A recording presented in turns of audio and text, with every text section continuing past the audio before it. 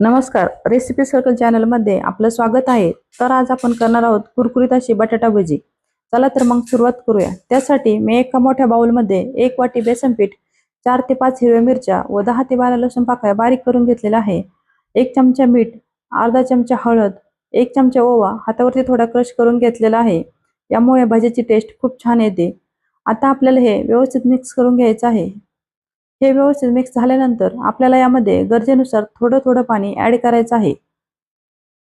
आपल्याला हे बॅटर जास्त सैलसर करायचं नाही. तर या पद्धतीने मी भज्याचं पीठ तयार करून घेतलेलं आहे. आता यामध्ये थोडीशी कोथिंबीर ऍड करूया व व्यवस्थित मिक्स करून घेऊया. कोथिंबीर मिक्स झाल्यानंतर आपल्याला हे 15 ते 20 मिनिटं भिजण्यासाठी ठेवायचं आहे. त्यामुळे आपली भजी छान कुरकुरीत होतात.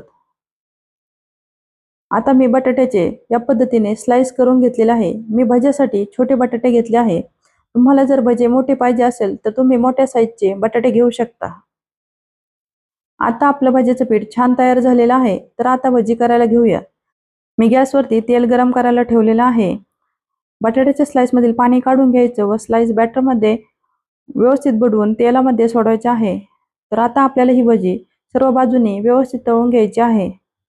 तर तुम्ही बघू शकता आपली भजी खूप छान टम्म फुगलेली आहे.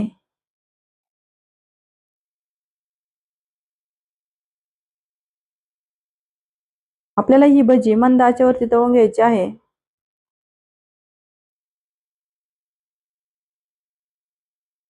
आता आपली भजी ही छान तळलेली आहे.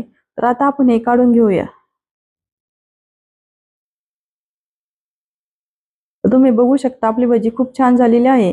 तर या पद्धतीने आता आपण सर्व भजी काढून घेऊया. तर मी तुम्हाला एक भजी फोडून दाखवते. भजी आपली खूप छान टम्म फुगलेली आहे आणि कुरकुरीत झालेली आहे. Thank you.